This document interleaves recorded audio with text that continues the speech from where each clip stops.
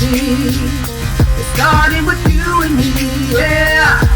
It's relationship talks, relationship talks with Erica, Janelle, with Erica, Janelle. It's relationship talk, relationship talk with Erica, Janelle, with Erica, Janelle.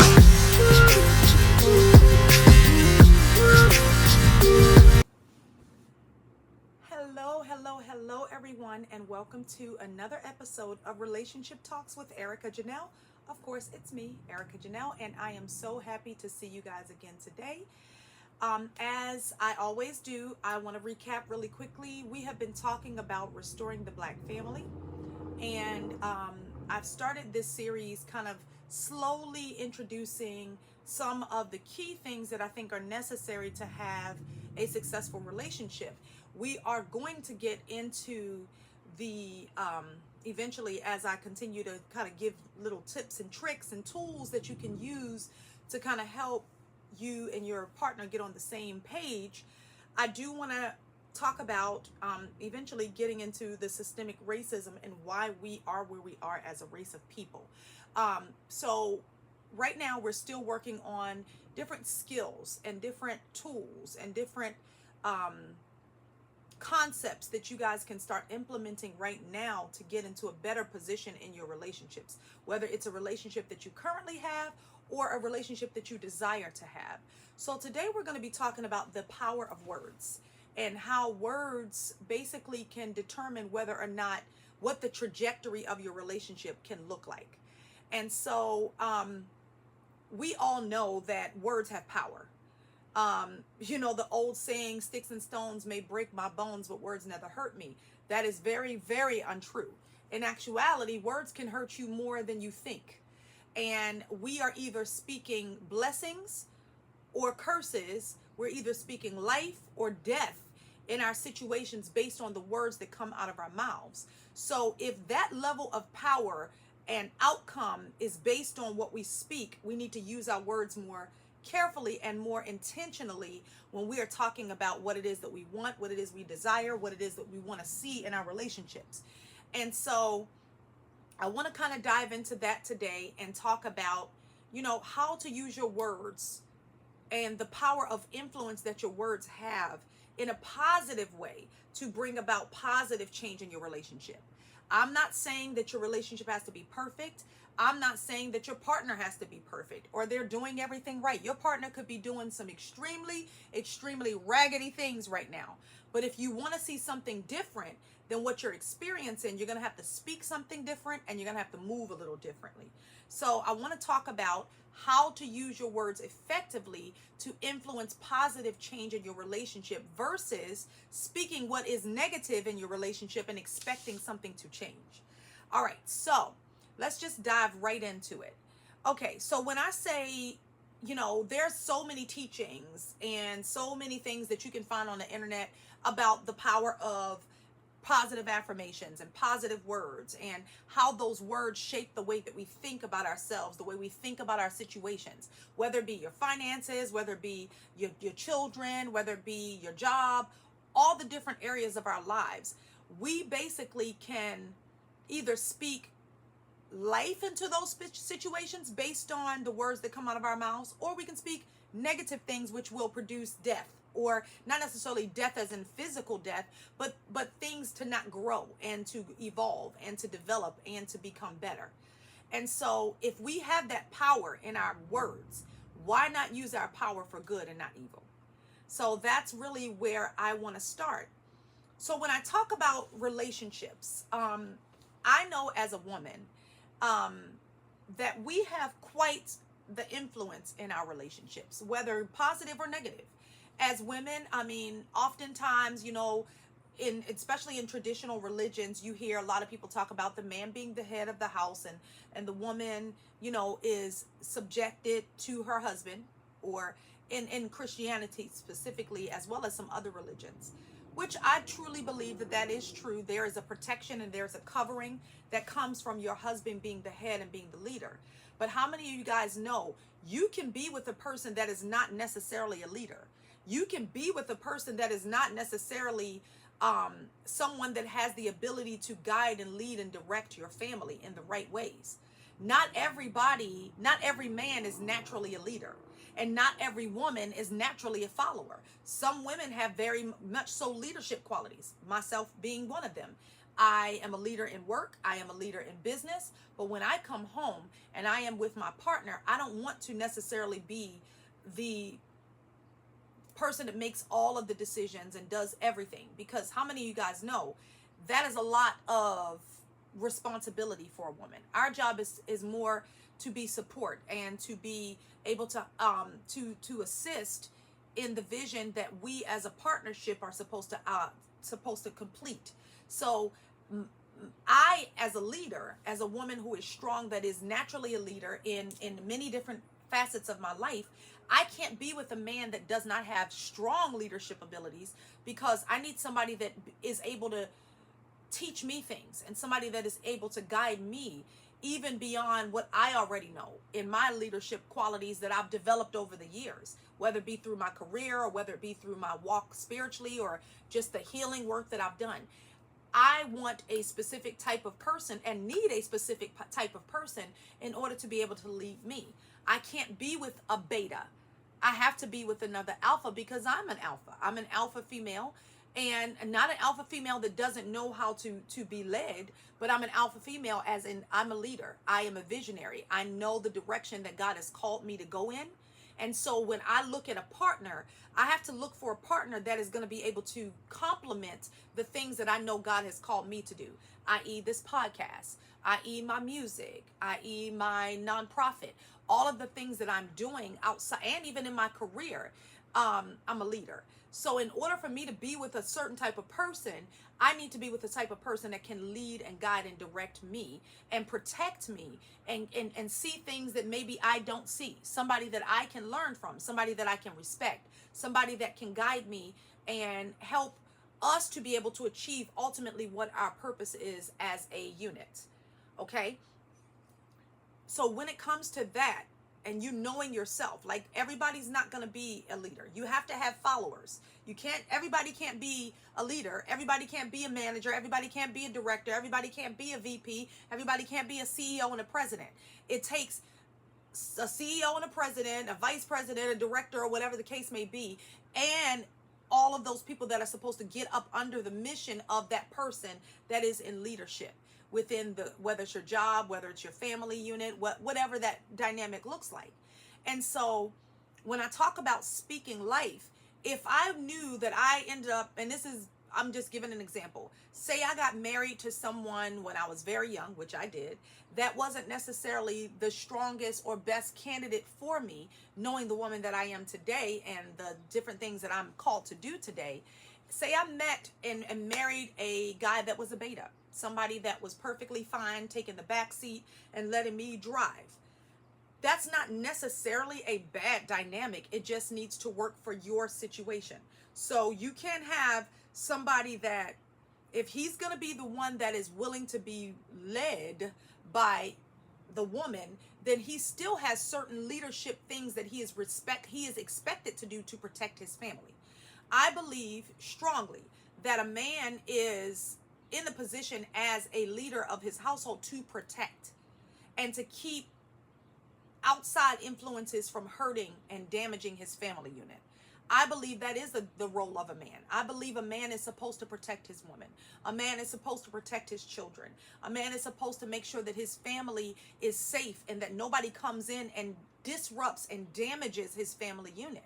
So even if you're not necessarily a alpha man, you still should be able to stand up when it comes to leading and guiding and protecting your family.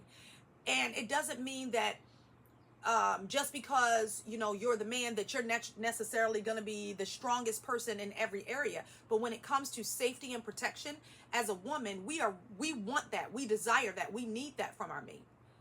Our mate should be the one coming to us and supporting us and protecting us. Now, if you're naturally a person that is good at taking charge as a woman, like I'll take myself for example, I am a very good problem solver. I am a VP for a living, so I solve problems. I work in human resources, which is always nothing but complications. I have to be a strong enough leader to be able to guide my entire organization and being able to make sure that we are not illegally doing anything that would jeopardize the company, but also doing things that are ethically correct, things that are in alignment with what the vision and the mission and the goals of the company are. Okay, so as a leader, I know that that is something that I am responsible for.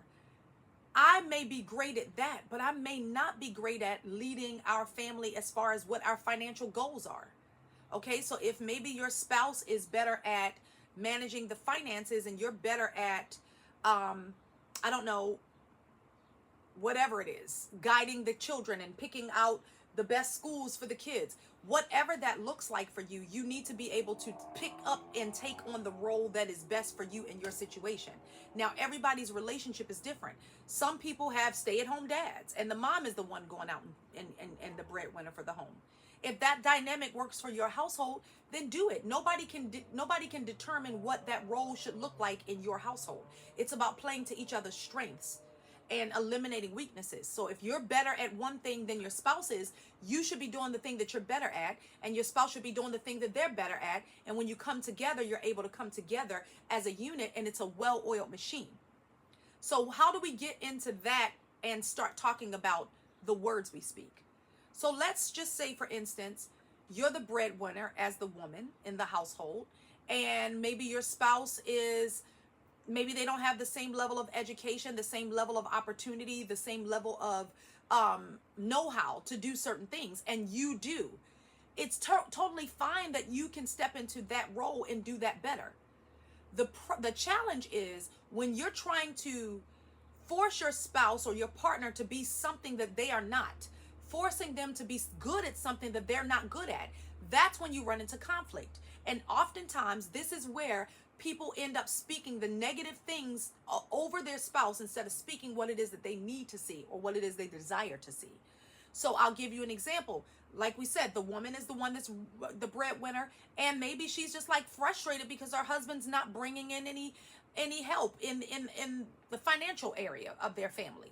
And maybe the husband he doesn't have the ability to do so. That does not mean that you take your words and you demean him or make him feel less than. When you married the man, you knew he wasn't good at that. So why are you then expecting 10 years down the line for him to be good at something that he's not naturally good at? We have to learn to play to each other's strengths and never to overemphasize each other's weaknesses to the point where we tear each other down with our words. Our words have power. Remember, we said in the very beginning, you can either build a person up with your words or you can tear a person down with your words. You choose. So I choose that even if my husband may be weaker as far as being able to be the breadwinner for the home, I'm not going to tear him down with my words. He is not good at it. So I can't force him to be good at something he's not naturally good at. What I can do is find a way where we can meet in the middle, and I can tell him, hey, baby, I know that I have more education, I have more experience, I have more know-how to do certain things to bring in the bulk of the money for the household. But here's what I need from you as my leader, as my head, as the person that is going to protect our family.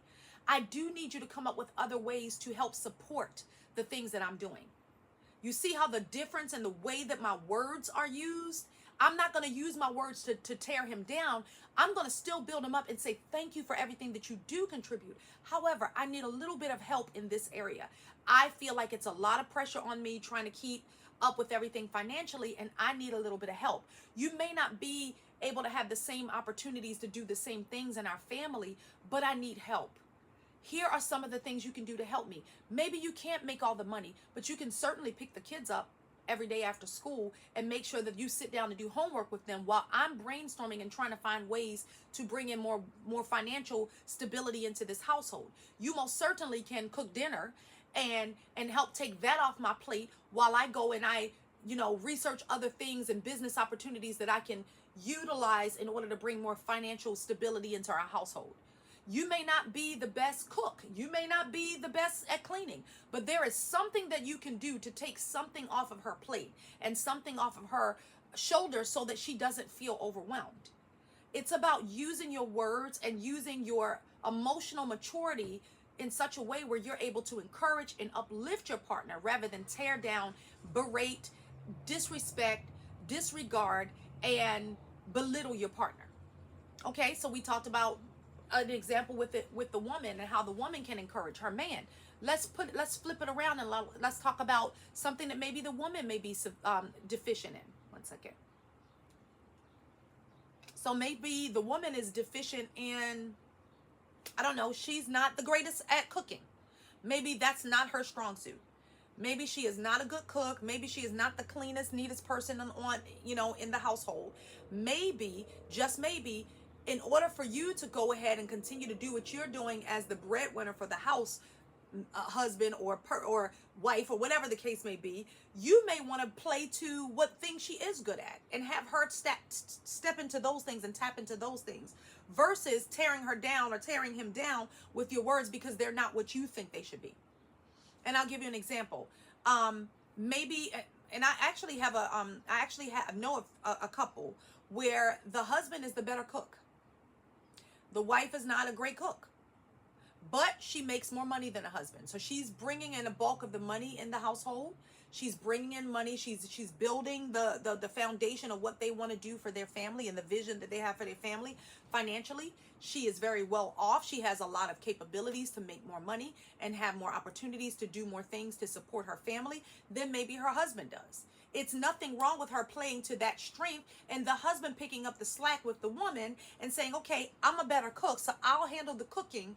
You go and be the breadwinner for our home, and then I can go ahead and then help impart into our children while you're going and making the money. You're bringing home the bacon. There's still no deficiencies within our relationship because we're working together like a team. That's really what it's about. It's not about, well, I just feel like you're the man. You should be the one providing. Well, maybe he's not good at that. Maybe he doesn't have these same abilities that you have. Maybe you have greater abilities to do things that he does not have the capabilities to do. And for you to expect him to be something that he doesn't have the capabilities to be or do is really unrealistic and unfair. So how do we go from berating, disrespecting, dishonoring, and making our partners feel less than to then using our words wisely to build them back up? The fastest and most easy way to say this is to change the way that you speak. Even if you're correcting something that you feel like you need to bring to your spouse's attention. I'll give you an example. Maybe your spouse was, or your partner was, not giving everything that they could. You've seen them slack off. You've seen them, they used to come in and support, and they used to come in and do what needed to be done to help you. But then you've noticed over the last year or so, they've been slacking off. So now you're feeling like overwhelmed because I'm the breadwinner. I'm paying all the bills. I'm taking care of everything. Not necessarily paying all the bills, but I'm bringing in most of the money. So majority of the bills are going to be falling on my shoulders. Well, even if he doesn't know how to bring in the money, he could still very well be the one that can navigate how the bills are paid if that's his strength. If that's not his strength, then he can help take something off of the partner's plate to make their job easier so that can be easier for them to flow in their gifts. It's about flowing in your gifts, and it's about using your words to build your partner up. I'm never going to tell my husband, my partner, my mate, my soulmate, hey, I just think you're not a good man. You don't do blah, blah, blah, blah.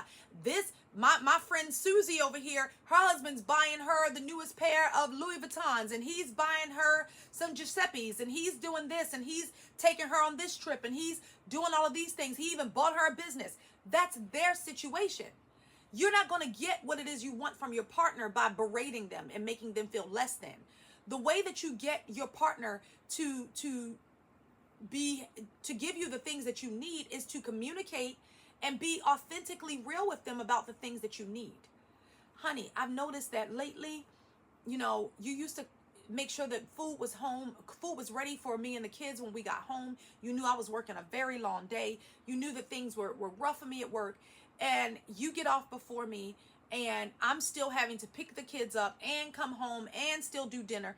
I need your help. Is there any way you can take some of this off of me because I feel overwhelmed? That's very different than saying, why do you don't do anything? Why is it that you just come home and you think you're the only one that works a job, and you just come home and lay down and you chill, and then everything is on my shoulders? Do you see the difference in the way that response could get one type of reaction from your partner versus a positive response can get a different type of reaction from your partner? So if I'm building my partner, I'm saying, hey, baby, I noticed that, I need a little bit more help. Like, you used to help me a little bit more than you are now. I need more help from you. I am drowning trying to keep it all together. I need your help. You're my partner. You're my head. You're my leader. I need you to help take some of this off my plate because I feel overwhelmed. I feel pressured. That response will most likely get a different type of reaction from your partner versus you being accusatory or talking down to them. So it's nothing rocket science. It's nothing difficult. It's nothing super fantastic or spectacular that I'm talking about, but it really is intentional. And I want us to start thinking about, how can we build our partner up with our words? Instead of talking about what I don't like about my partner, what can I do to encourage my partner to see a different type of behavior? And if I keep that as my focus and my mindset, then you'll start to see a difference in the outcomes that you get from your partner. Most people are going to respond better when they still feel respected, valued, seen, heard, and understood. When you start to break a person down and you tear a person down with your words, you're not going to get the outcomes that you want to see from that partner. In order for you to get the outcomes you want to see, you've got to build your partner up. So let's be very conscious about using our words wisely to build our partner up instead of tearing our partners down. And I think at that point, we will begin to see a difference in the dynamics of the relationship as it pertains to the family unit. So these are all, like I said, all preliminary messages to kind of build up to what we're ultimately going to be talking about for the remainder of the year. I hope this message helped. It wasn't anything super spectacular or fantastic, but it's just a constant reminder to be mindful of the words you speak. If you don't want to see something, then don't speak what it is that you don't want to see. If you want to see something different in your situation, speak what it is you want to see instead of what it is that you do see that you don't like. Well, I hope this helped everyone. Have an amazing week, and I'll see you guys next week. Bye.